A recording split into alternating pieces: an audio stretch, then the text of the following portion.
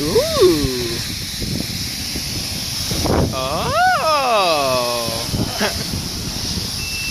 Oh. I don't know if I want to be in this. It's too late. Oh, fuck, it's already Hey, started. buddy. I didn't realize it was. Alright, what's up? So, we just got some food, messing around with the Camaro a little bit. About to put the gas tank in it and hook up the line. Yes, sir. But before we could get to putting the actual gas tank in, there were a few things that we had to go and do. And I will show you guys that in just this clip here. Alright, so, to start off with, we had to get the old gas tank brackets off. And that wasn't very hard, just 2 bolts, 1 on each bracket. And then this kit that we got came with new brackets, so we hooked those back up, and we got a rough fitting for where the gas tank is going to go. And then we realized, well shit, the bolts that we have aren't long enough because they broke. So we got new bolts, so those are ready to go. And now all that's left is to put it in. Alright, so now we're going to put this gas tank in. Might as well show you how simple the old style is.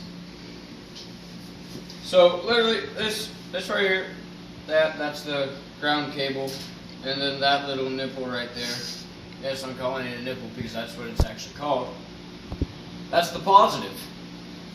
And it just hooks onto here. That's it. Alright, bring it in, baby.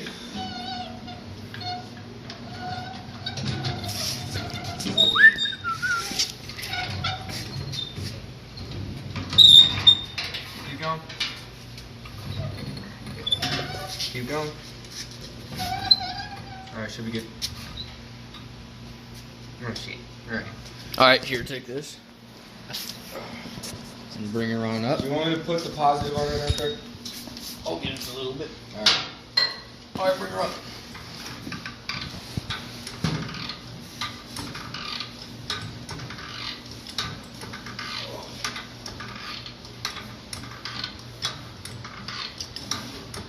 Hey, you want to lift it so we can get it back? I just want to lift it over those bolts.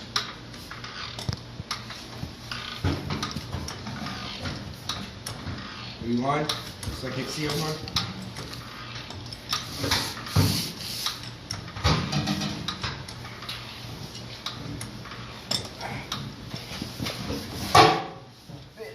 We're good.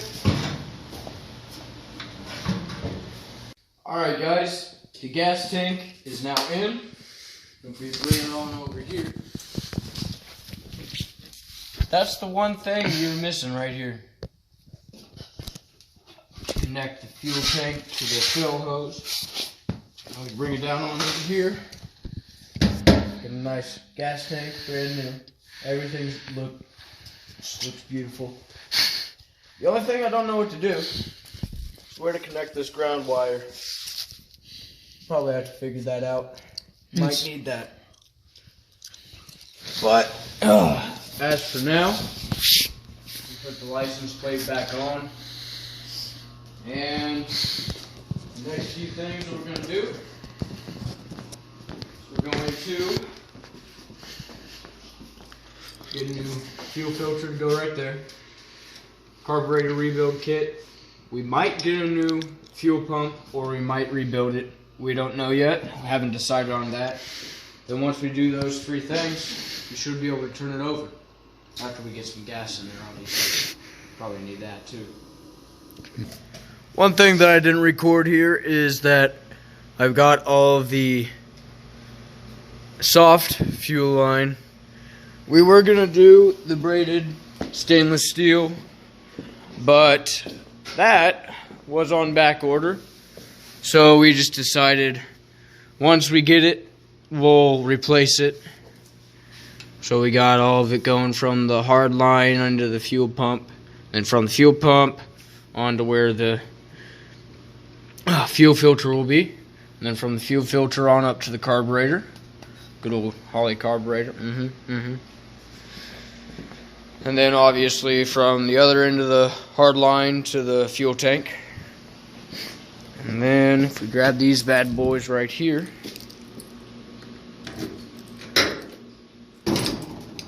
just wanted to show you guys that. Look at that. Got Holly sticker, you know, just representing what we all got on here. Norris cams. Got some Thrush Super 44s on here. And that's all we have on here. If we go on under here. Oh! Oh yeah. Who needs exhaust? Am I right? But yeah. She's looking good. Gonna keep grinding. And hopefully we will see a startup within a week or two. Hopefully. Hopefully.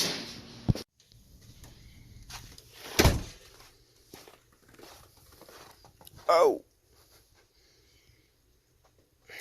What the hell happened? Oh. Swear it was like 60 the other day. Huh. That's always fun. Guys, it's a few days after I finished up the remainder of the fuel line, and I just thought that I would add this into the end of the video. We ended up taking the carburetor off, mainly so we could get part number, so we could get a rebuild kit for it, and we will probably be taking the fuel pump out as well, just so we can get part number, you know, decide if we want to rebuild it or buy a new one. Haven't decided that yet still. But now that we have the carburetor out, we're just waiting on parts. And then once I rebuild the carburetor, rebuild or buy a new fuel pump, we should be able to put everything back together and try to start it. Obviously once we get gas in it. And, you know, change the oil if we need to, do all the fluid stuff that we should have to do to get it running. And then after that, probably have to do brakes. Well, we'll definitely have to do brakes. But I haven't decided whether I want to rebuild the current brakes or do a complete disc conversion. Because they make pretty easy kits for disc conversion on this. Other than that, obviously the interior, it's kind of beat up. I don't know if I've shown you guys that. Might as well show you it. Oh yeah, the interior, it's a little beat up. Driver's seat, we need a new one. Passenger seat, mint. Back seat, mint. A little bit dusty, it's okay though. And then, obviously floorboards, they don't have no carpet. Now, my dad bought this back in the 70s, so it was a used vehicle. And previous owner put like shag carpet in it. And yes, that color shag carpet. And we do not want to put that color back in it. So I don't know. I don't know what we're going to do as far as carpeting. But yeah, got some aftermarket tacks. First shifter. Hella. And look at this. Look at this. So that's volume. Look at that. Ain't that fancy? Yep. Oh yeah, that's a thing too. I need a new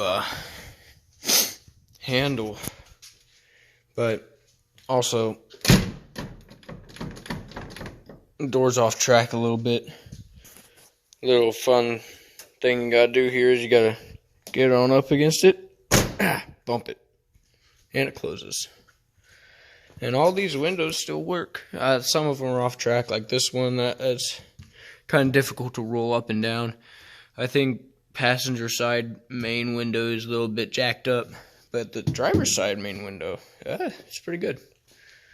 So yeah, just carb rebuild, fuel pump, and then try to start it.